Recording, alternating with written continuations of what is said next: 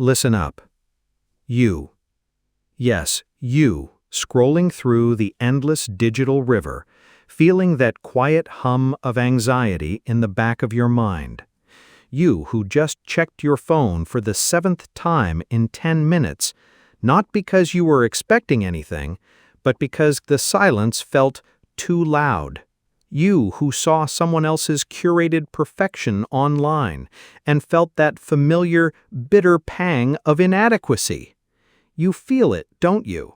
The weight of a world that never stops demanding, never stops judging, never stops shouting. We're told to hustle harder, to be more, to want more. We're bombarded with a million tiny daggers of comparison every single day. We chase fleeting highs, a notification, a new purchase, a moment of praise, only to find ourselves empty again when the glow fades. We're adrift in a sea of noise, desperately trying to keep our heads above water, and we wonder, is this it? Is this the grand prize of modern life? A constant, low-grade state of panic punctuated by moments of distraction. What if I told you there was another way?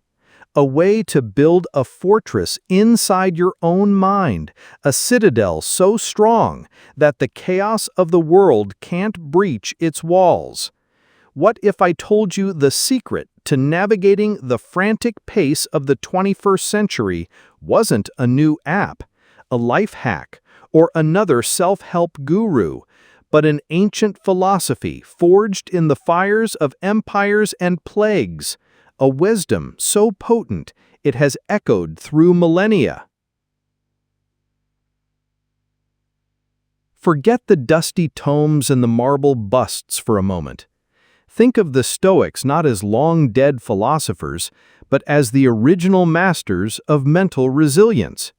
They were the ultimate practitioners of a profound and liberating art, the art of not giving a damn about the things that don't truly matter.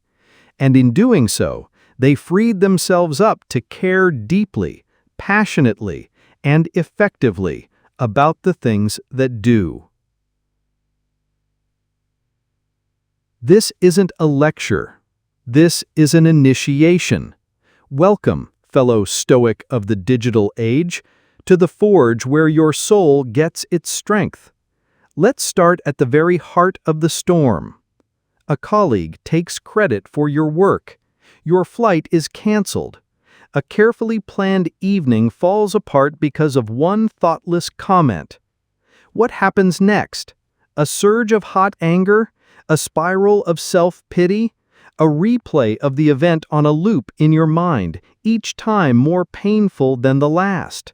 The Roman philosopher Seneca, a man who navigated the treacherous courts of Emperor Nero, would have smiled knowingly. He once wrote, "We suffer more often in imagination than in reality." Think about that. It wasn't the colleague's words that ruined your day, it was the story you told yourself about their words, a story of disrespect, of injustice, of your own diminished value.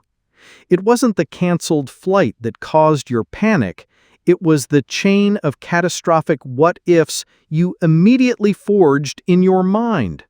This is the first and most crucial liberation Stoicism offers. The unwavering distinction between what is in our control and what is not.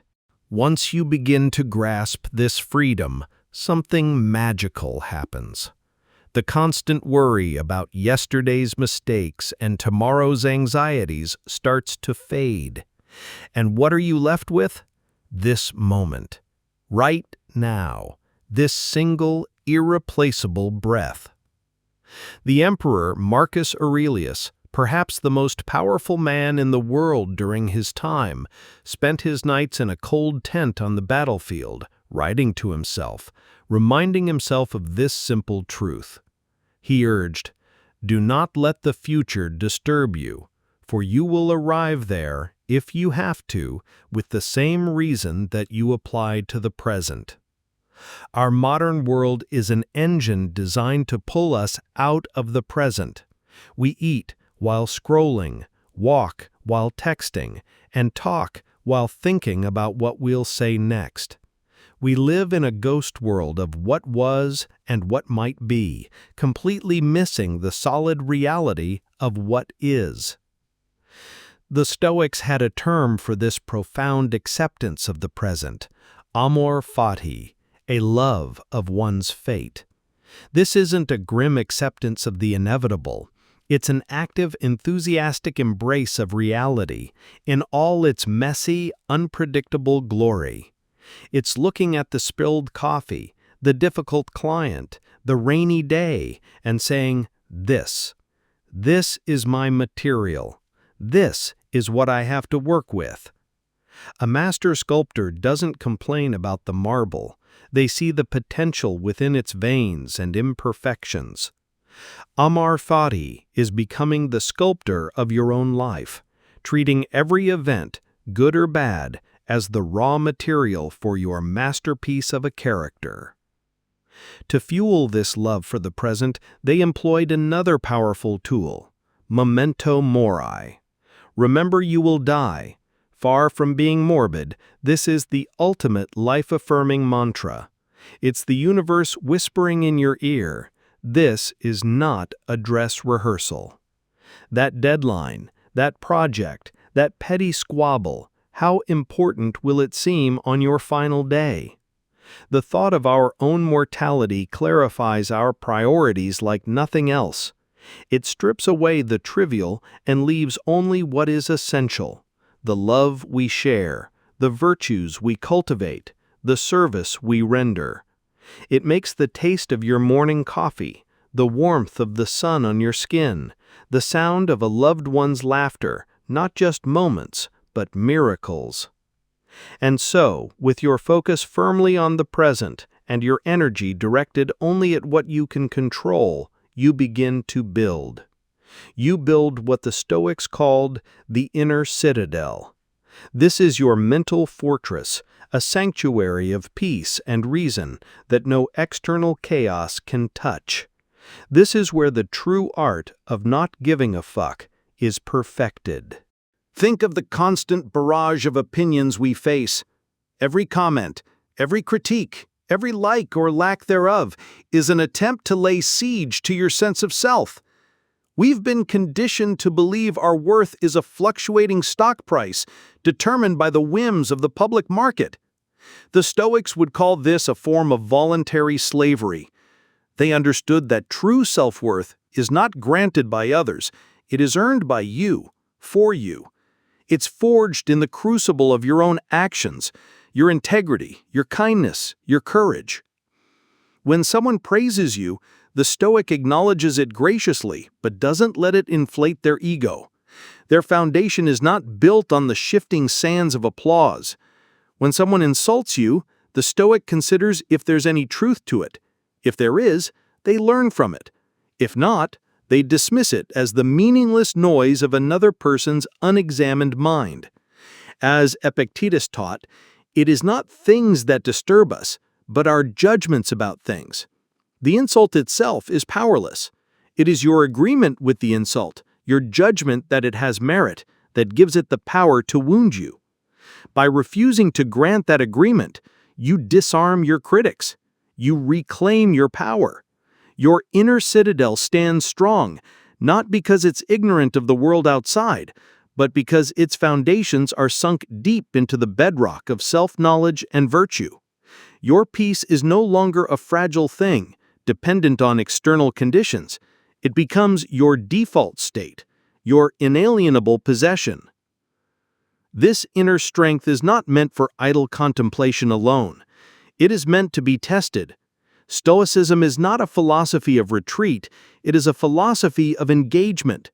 It's about taking this forged inner resilience and stepping into the arena of life. Every hardship, every challenge, every moment of adversity is not a punishment from the gods, but a training opportunity. The obstacle is not in the way. The obstacle is the way. The fire that seems to consume is actually the fire that tempers. The pressure that feels like it will crush you is what turns carbon into a diamond. When you lose a job, it's not just a loss.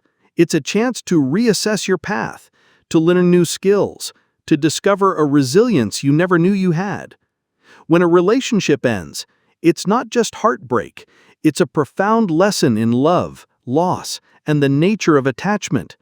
To see challenges in this light is to transform your entire experience of life from a series of unfortunate events into a curriculum designed for your personal growth. And the purpose of all this growth? It's not just for you. The Stoics believed we were all citizens of a single cosmic city, interconnected parts of a magnificent, rational whole. Our function, our very nature, is to work together for the common good, to be of service. This is the beautiful paradox. By focusing less on our own petty anxieties and desires, and more on how we can contribute to the well-being of others, we find the deepest and most lasting fulfillment. Helping a colleague, listening patiently to a friend, contributing to your community, being a force for reason and kindness in a world that often lacks both. These are the actions that give life its texture and its meaning. It shifts your perspective from "what can I get" to "what can I give?" And in that shift, you find a purpose so much larger and more satisfying than the endless pursuit of personal gain. So there it is. Not a list of rules, but a way of being, a mental operating system for thriving in a world of chaos. It's a daily practice, a training of the mind, just as an athlete trains their body. It's the commitment to distinguish what you can and cannot control. It's the discipline to live fully in the present moment. It's the courage to build your worth from the inside out, immune to the praise and blame of others, and the wisdom to see every obstacle as a lesson and every moment as an opportunity to be of service. This ancient path is waiting for you. It's not easy, but nothing of value ever is. It requires awareness, discipline, and a willingness to question the frantic programming of our modern age. But the reward? The reward is a quiet mind, a resilient spirit, a life of purpose and profound peace, lived right here, in the heart of the storm. If this journey resonated with you, if a spark was lit in the quiet corners of your mind, then our conversation has just begun. Join this community of modern seekers. Share your thoughts, your struggles, your victories in the comments below. Let's walk this path together. Subscribe, ring that bell, not for the algorithm, but for the alliance. Because in this noisy world, finding fellow travelers on the path to wisdom is the greatest treasure of all. Until our next digital rendezvous, stay strong, stay centered, stay stoic.